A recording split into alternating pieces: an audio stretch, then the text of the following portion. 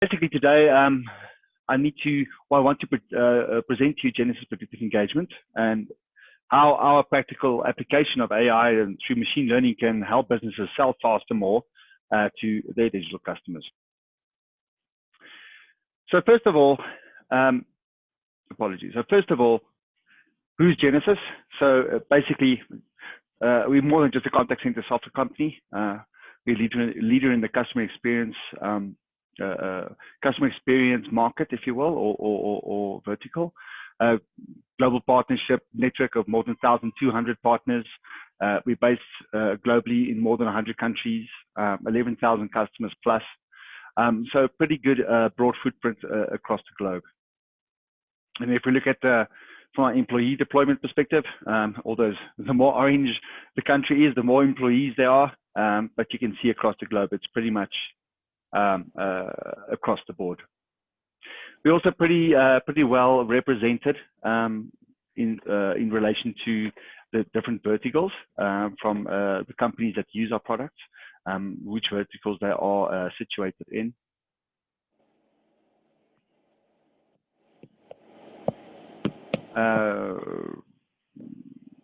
Just apologies, everyone. All right. And of course, of the 100 of the world's top 100 world's most valuable brands, 62 of those use Genesys platforms and technology to deliver their vision of CX to their customers. These companies, along with 11,000 other Genesys customers, are at the center of 70 billion interactions per year. So that's quite a number. And what we've learned from all of these interactions is that customers want personalized experiences. You'll notice that across the industry, everybody's talking about personalization and even hyper-personalization. But they need to be contextually relevant to those customers in the very moment that they actually need them. So with that being said, to understand how this now applies to the topic of my presentation, being how to sell more and faster to your digital customers, we need to take a quick look at the trends impacting digital sales. Lost margins on retail assets and shopping cart abandonment. Companies are increasingly competing on just item price or the cost and finding it hard to convert prospects, even if the product interest is shown. The omnichannel service gap impacts the process by not being where the customers are, meaning that whether it's via online engagement, via the normal means we go online with chat, or even phoning them with a voice call, there's no context to the agent when you actually get through to them to raise your issue or have the question. So that disjointed experience has a definite impact. And of course, supply chain transformation. It's really key in the fulfillment process. And we've seen actually that being almost, if you will, supercharged these last few months. Everybody's adapting to how our products and services are delivered. And then, of course, we can't forget the current state of the globe, if you will, and how that has disrupted the pre-pandemic status quo on how we deliver to our customers. So what are some of those challenges that businesses face to counter these trends, right? There are many and many, but instead of attempting the impossible, let's take a step back or up, as it were, to a 30,000-foot view. According to Statista, digital ad spending reached approximately $209 billion in 2019 and has been projected to increase substantially in 2020. It will definitely be interesting to see what that figure will be by the end of 2020, seeing as the market's being disrupted quite a lot. But what's most striking is that of that 209 billion, 97% of that never converted. So that means that only 3% actually resulted in conversions. So the return on investment is not very good. So if we drop down a few thousand feet, taking it down a little bit closer to to Earth, to understand how we can increase the ROI, the picture comes into focus a bit more. Over the last decade, we can see a steady increase in the cart abandonment, which could include things like the desired business outcomes such as loan applications, quotation requests, bookings, and etc. And that's across verticals, being travel, finance. And it actually, according to Sales Cycle, peaked in 2018 at 75.6%. Now, if we think about that just in our context, in let's say the African context, think about our big online retailers. If 75.6% of their carts are being abandoned, looking at the bottom line, it does have a big impact. And that obviously means that there's a significant amount of potential revenue or sales lost just at that final hurdle. So perhaps no one was there to help them across that final hurdle. So if we descend a little bit, even a little bit lower, we need to understand why. So one of those reasons is that you've spent all of that money to get people to ad spending, whether that be digital ad spending, whether that be, you know, your normal, your old school, you know, pamphlets, well, whatever the case might be. You spent all of that money to get the prospects to your premise or to your site.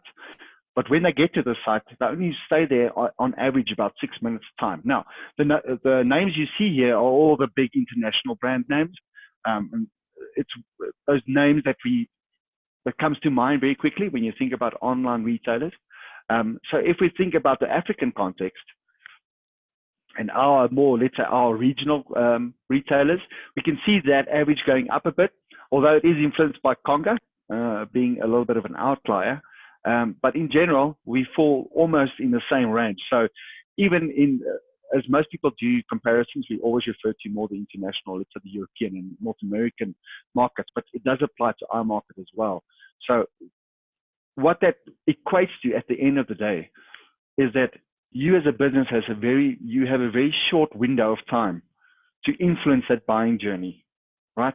To get the buying intent or to influence the buying intent of the customer when they actually get there, when you spent the money to get in there and to convert there. And that's exactly where Genesys predictive engagement comes into play.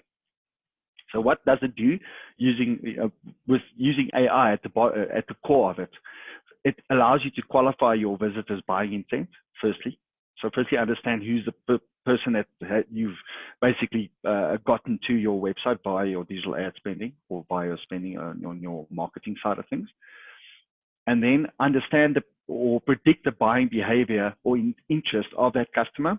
So based on the journey that they're taking on your site, what is the most probable or the best outcome that you could offer to them?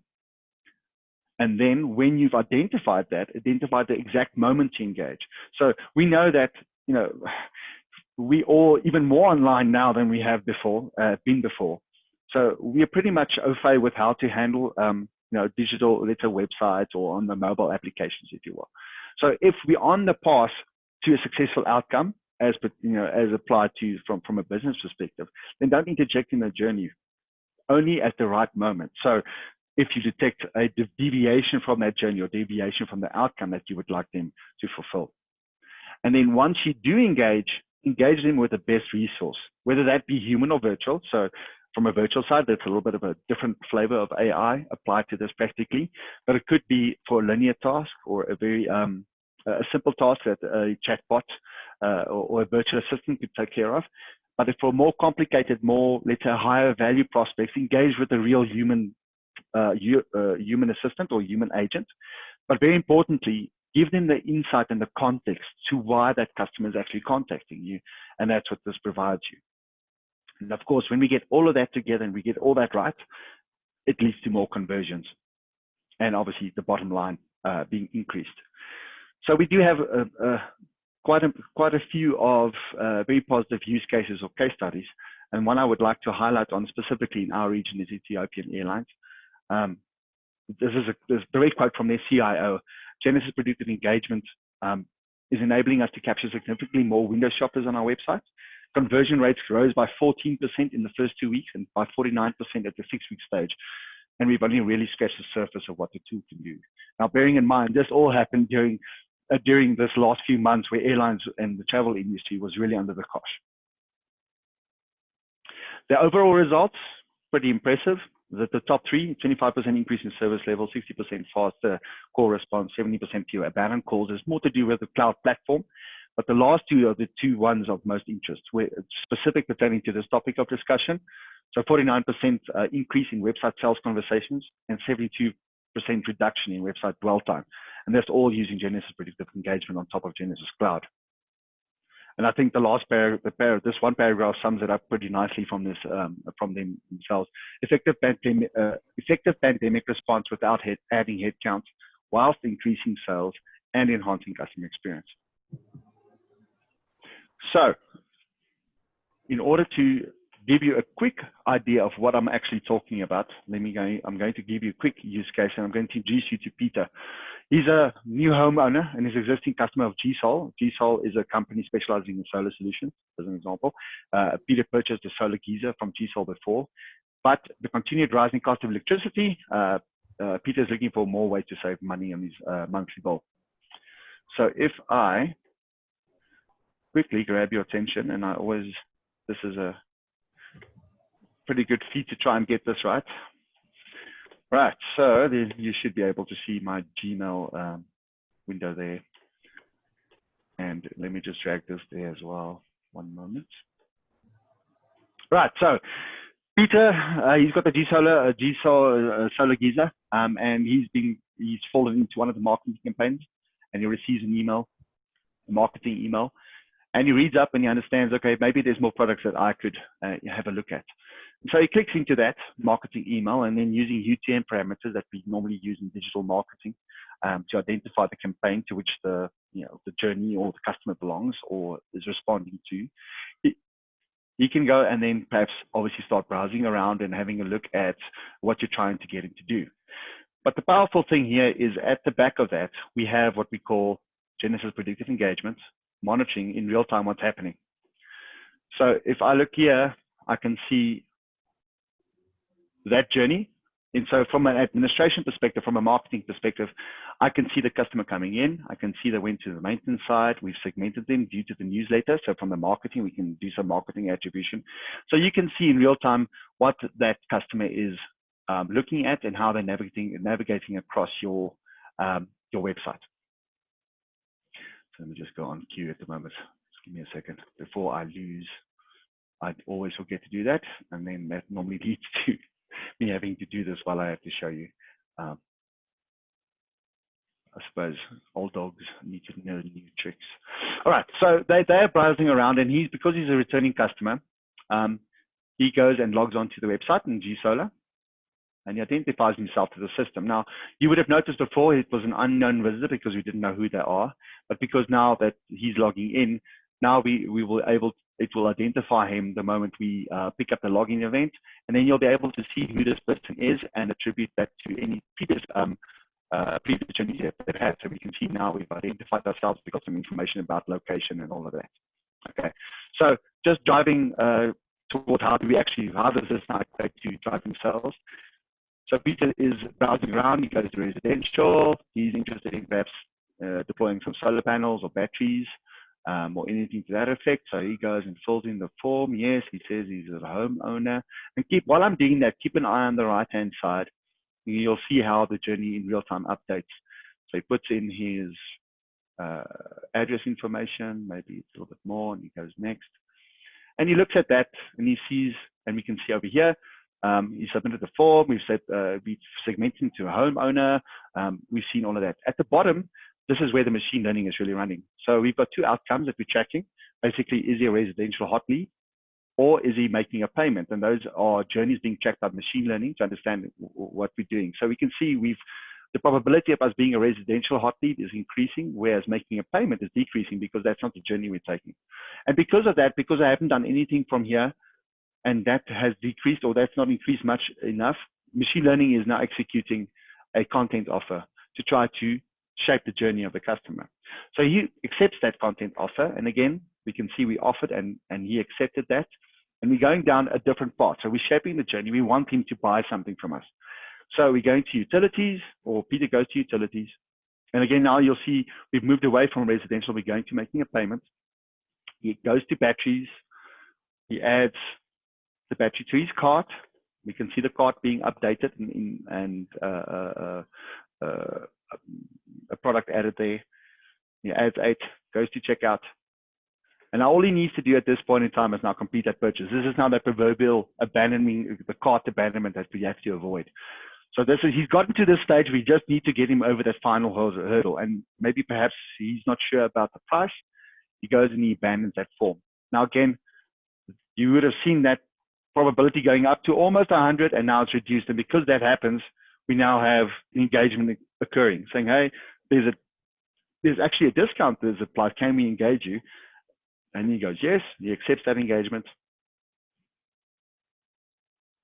And in this case, because maybe he's low value, we're first presenting him with a bot, and maybe with, in the current time, he wants to know how long does the product take to ship, and hopefully that's understood by the bot, and actually it is.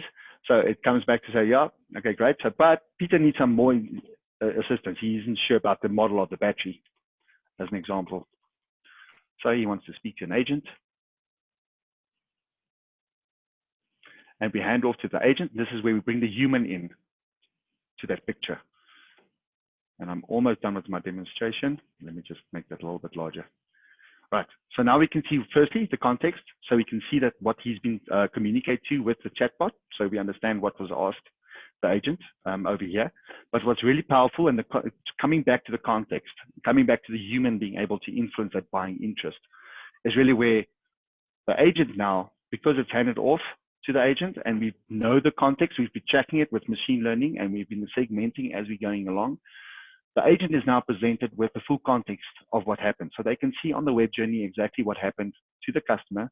They can see the product was added. They can see the cart was abandoned at checkout. So they have all of that information at hand. They can see the machine learning scores, and they can also see the segmentation that happened. So the agent does not have to ask the customer again.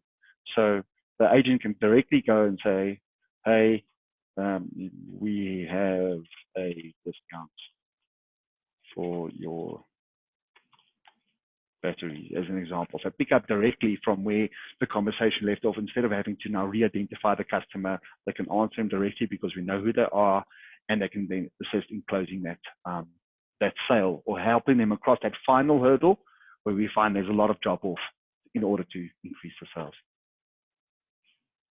All right, so let me disconnect that. And that's basically my story. And if I go back and we share, and that's me. Thank you, Anissa.